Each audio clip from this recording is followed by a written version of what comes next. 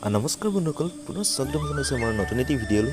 আৰু আপোনালোকে চাই আছে মোৰ ইউটিউব চেনেল আছাম ষ্টৰী। তো বন্ধুসকল, আজি মই আপোনালোকৰ কাৰণে খুবেই ধুনীয়া এটা লাভ ষ্টৰী লৈ আহিছোঁ। আৰু লাভ ষ্টৰীবিলাক শুনি আপোনালোকে কেনেকুৱা পায় প্লিজ কমেণ্ট বক্সত কমেণ্ট কৰি জনাব। লগতে এনেকুৱা লাভ ষ্টৰী শুনি থাকিবলৈ মোৰ চেনেলটো ছাবস্ক্ৰাইব কৰি দিব, ঠিক আছে।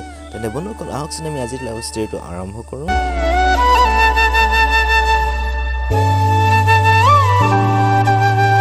ষ্টৰীটো মই পঢ়িবলৈ গৈ আছোঁ। আপোনালোকে শুনি কেনেকুৱা পায় মোক প্লিজ কমেণ্ট বক্সত কমেণ্ট কৰি জনাব, ঠিক আছে।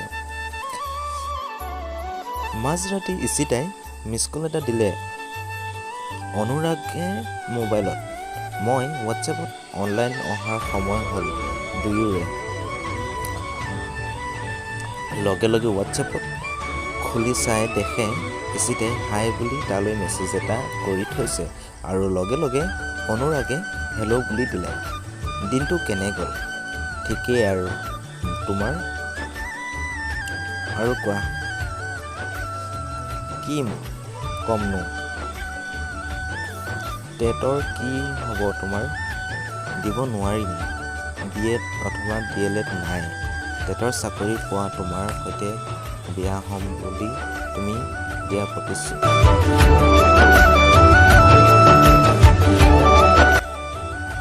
মোৰ চাকৰি এটা নহ'লে বিয়াত নবহিবা নেকি তুমি? ধেই, সেইটো কথা নহয়।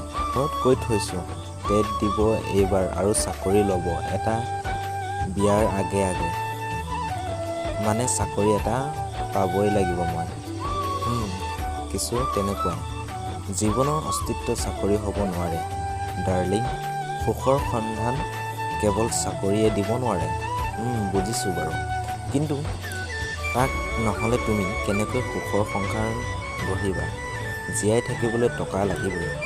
জীৱন জিনিবলৈ সহজ নহয়, কিন্তু চাকৰিয়ে প্ৰেমৰ ভৱিষ্যত নিৰ্ণয় কৰে।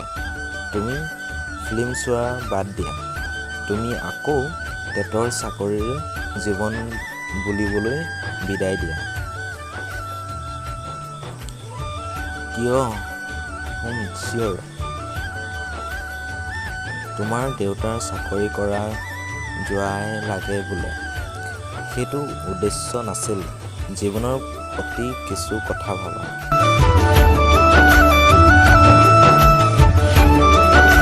ভাবিব লাগিব, কিন্তু এনেকে চিন্তাবোৰ দোহাই দি জীৱনক অসংকীৰ্ণ নকৰিবা। পোৱা নোপোৱা আনন্দ আকুলতা, সুখৰ হাঁহি আৰু দুখৰ চকুলো আদিবোৰ আছে বাবেই জীৱন অৰ্থবহ। তো বন্ধুসকল, আজিৰ ষ্টৰীটো ইমানেই আছিল। তো আপোনালোকে শুনি কেনেকুৱা পাইছে মোক প্লিজ কমেণ্ট বক্সত কমেণ্ট কৰি জনাব। আৰু লগতে এনেকুৱা নতুন নতুন লাভ ষ্টৰী শুনিবলৈ মোৰ চেনেলটো ছাবস্ক্ৰাইব কৰি দিব, ঠিক আছে। তেন্তে বন্ধুসকল, আজিলৈ ইমানেই।